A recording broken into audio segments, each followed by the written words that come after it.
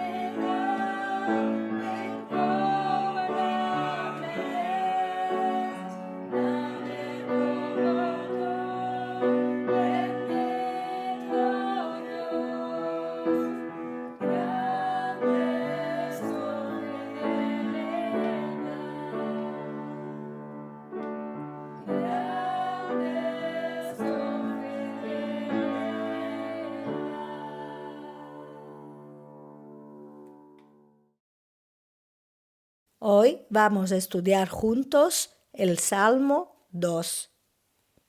¿Por qué se amotinan las gentes y los pueblos piensan cosas vanas?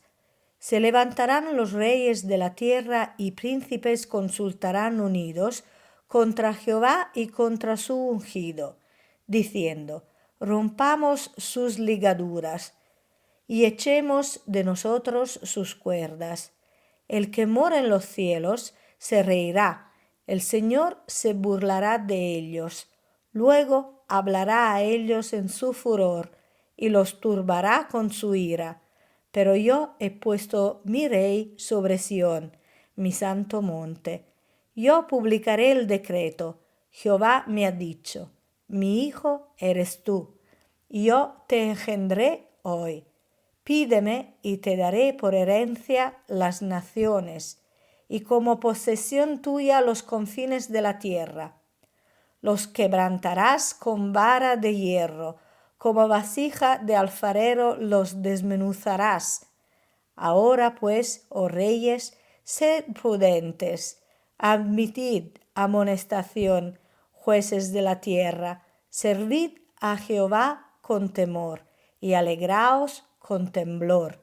Honrad al Hijo, para que no se enoje y perezcáis en el camino, pues se inflama de pronto su ira. Bienaventurados todos los que en él confían. Salmo 2.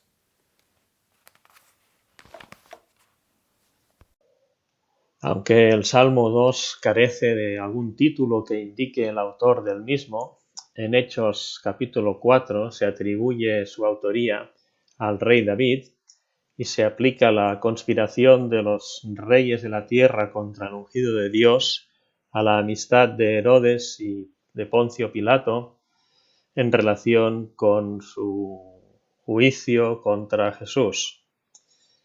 Aunque sin duda habría aspectos de la vida de David que podrían inspirar algunos de los pensamientos que aparecen en este salmo, es evidente que este pasaje se cumple íntegramente en la persona de Jesús.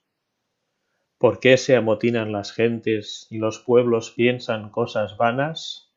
Se levantarán los reyes de la tierra y príncipes consultarán unidos contra Jehová y contra su ungido, diciendo: rompamos sus ligaduras y echemos de nosotros sus cuerdas. El ungido de Jehová por excelencia es el Cristo, que significa precisamente ungido esta palabra, y es Jesús de Nazaret, tal como se explica Jesús mismo en su parábola. Dios envía a varios emisarios a su pueblo en diferentes momentos y todos son rechazados, afrentados y maltratados. Al final Dios envía a su Hijo, el ungido de Jehová, y el pueblo de Israel podemos decir que se confabula, los reyes de Israel se confabulan con el pueblo para matar en la cruz al mismo Hijo de Dios, en un intento, desde su punto de vista, de liberarse de las ligaduras de Dios. Y precisamente esta es la actitud que caracteriza a la humanidad en general hoy en día. Quiere vivir una vida alejada de Dios y sin tener que darle cuenta de nada. El primer versículo es interesante porque es una pregunta. No se trata solamente de una cuestión lógica o de un hecho, sino del motivo que hay detrás de ello. ¿Por qué piensan cosas vanas? ¿Por qué se amotinan las gentes? El hombre piensa que los caminos de Dios son vanos y la realidad es exactamente al revés. Este es el mal de la humanidad también hoy. El hombre confía en el hombre en lugar de confiar en Dios. Y la respuesta de Dios no deja de ser sorprendente. El que mora en los cielos, dice, se reirá, el Señor se burlará de ellos, luego hablará a ellos en su furor y los turbará con su ira, pero yo he puesto mi rey sobre Sión, mi santo monte. Los planes de Dios, incluso desde antes de la fundación del mundo, las promesas de Dios a Abraham, a los patriarcas, al rey David, no pueden ser estorbados ni cambiados. Hay momentos en que el mundo parece fuerte y que no necesita a Dios, pero Dios tiene unos planes que seguro que se van a cumplir. En este sentido, los esfuerzos humanos para ir en contra de Dios hacen reír, son ridículos en comparación con la seguridad de los planes de Dios. Dice pues la palabra: yo he puesto mi rey en Sión. ¿Cuánta enemistad existe actualmente contra Sión, contra Israel? Israel ahora no es un ejemplo de un pueblo que respete los valores de Dios, y parece que no es más que una pequeña nación a la sombra de los Estados Unidos, Pero Dios tiene sus planes gloriosos que sin duda se cumplirán. Y estos planes de Dios no se cumplen en cualquier rey, en cualquier persona escogida especial, sino que se cumplen en el mismísimo Hijo de Dios, según vemos en el versículo 7. El verbo de Dios existe desde el principio, estaba actuando en la creación de todas las cosas. Jesús dice, antes que Moisés, yo soy, pero Jesús también es el Hijo de Dios en su humanidad. En este sentido, después de vivir sin mancha de pecado y morir y resucitar para la salvación de muchos, es el único que es digno de recibir el dominio sobre las naciones. En la epístola a los Hebreos, esta cita también se atribuye a Jesús. Es el Hijo de Dios y aunque es presentado como hombre, se pide que le adoren todos los ángeles. Jesús, como hombre perfecto, cumple todas las expectativas del Padre y el Padre dice, este es mi Hijo amado, en quien tengo mi contentamiento. Lo vemos reflejado también en los versículos 8 y 9. Jesús es la única persona digna de reinar sobre las naciones. Como Dios puede gobernar sobre el mundo siempre que lo desee, pero aquí vemos a Jesús como aquel hombre perfecto que es nombrado por Dios para gobernar sobre las naciones y hacer justicia sobre ellas. El versículo 9 habla de la vara de hierro y la vasija del alfarero. Estas expresiones se repiten varias veces en Apocalipsis con referencia a Jesús. Es el hombre perfecto de acuerdo con la justicia de Dios que tiene el derecho de gobernar sobre todos los demás. El Señor glorificó al Padre en la tierra y el Padre le da el derecho de pedir en herencia a las naciones. Dios, por así decirlo, está satisfecho en Jesús y la Escritura dice, por esto me ama el Padre, porque yo pongo mi vida por las ovejas.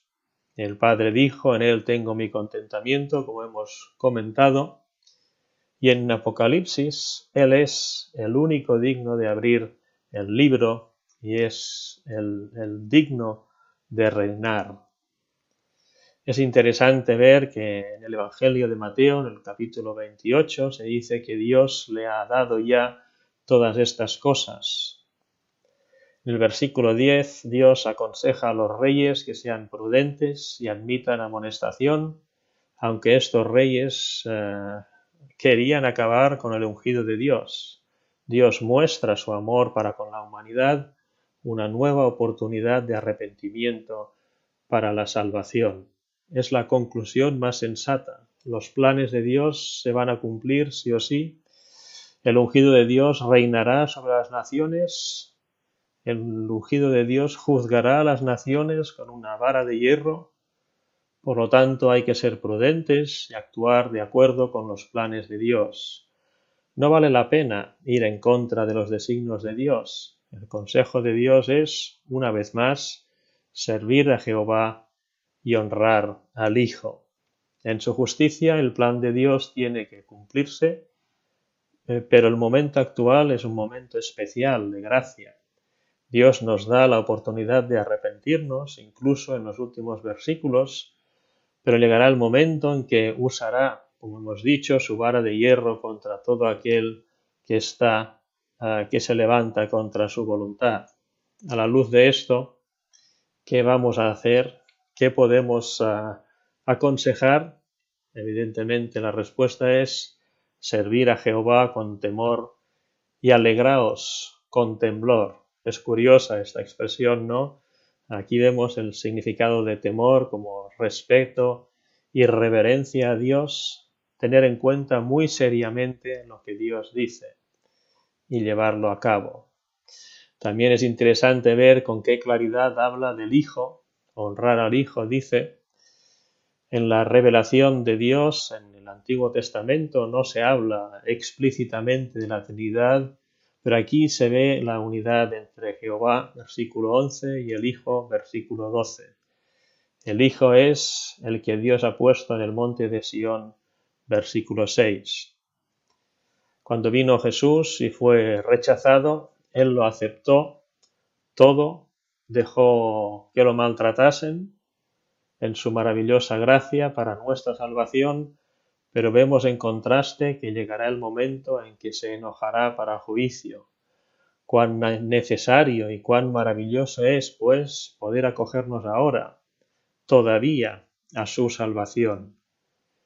Y mientras tanto, como dice al final del Salmo, bienaventurados todos los que en Él confían. Tanto si el camino de Dios parece seguro y fuerte como si parece débil o un tema superado, hay bendición, hay felicidad en confiar en Dios y en su Hijo. Que Dios os bendiga mucho.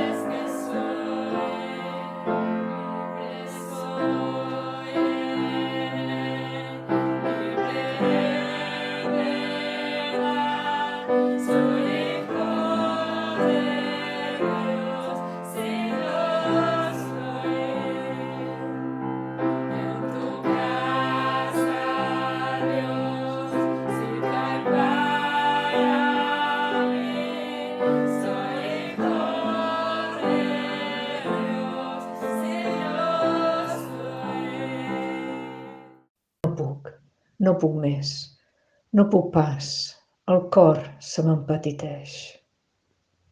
No hi cap altre patir. Ho deixo als teus peus, Déu meu, el teu és immens. I em raja saba nova, i me l'eixampla, i em mou mans i cames a fluir avant.